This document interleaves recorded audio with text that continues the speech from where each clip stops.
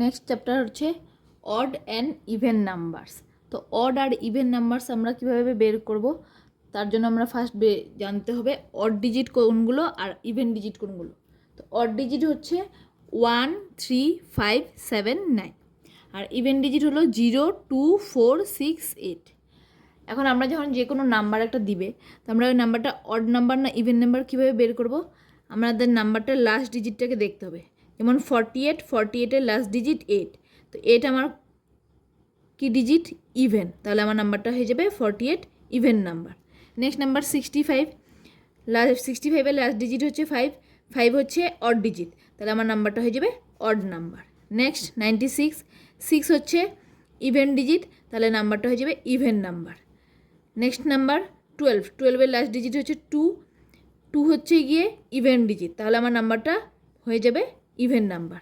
Next number 51, 51-এর last digit হচ্ছে 1, 1 হচ্ছে আমার অড ডিজিট, তাহলে অড ডিজিট যদি হয় তাহলে পুরো নাম্বারটা হয়ে যাবে odd number. Next number 63, 63 last digit হচ্ছে 3, 3 হচ্ছে অড ডিজিট, তাহলে পুরো নাম্বারটা হয়ে যাবে অড নাম্বার। নেক্সট নাম্বার 74, 74-এর লাস্ট ডিজিট 4, 4 হচ্ছে ইভেন ডিজিট, তাহলে পুরো নাম্বারটা হয়ে যাবে ইভেন নাম্বার। নেক্সট নাম্বার 87, 87-এর লাস্ট ডিজিট হচ্ছে 7, 7 হচ্ছে গিয়ে আমার অড ডিজিট, তাহলে পুরো নাম্বারটা হয়ে যাবে অড নাম্বার। নেক্সট নাম্বার 99, 99-এর লাস্ট ডিজিট হচ্ছে 9, 9 হচ্ছে গিয়ে অড ডিজিট, তাহলে নাম্বারটা হয়ে যাবে অড নাম্বার। এভাবেই আমরা কোন নাম্বারটা অড নাম্বার আর কোনটা ইভেন নাম্বার সেটা আমরা বের করতে হবে। তার জন্য আমাকে ফার্স্ট জানতে হবে অড ডিজিট আর ইভেন ডিজিট।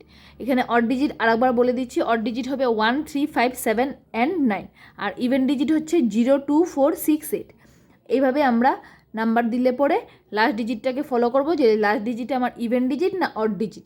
যদি দেখি ইভেন তাহলে আমার নাম্বারটা হয়ে যাবে ইভেন নাম্বার, আর যদি দেখি অড তাহলে আমার নাম্বারটা হয়ে যাবে অড নাম্বার। এবার আমরা এক্সারসাইজের ম্যাথসগুলো দেখব।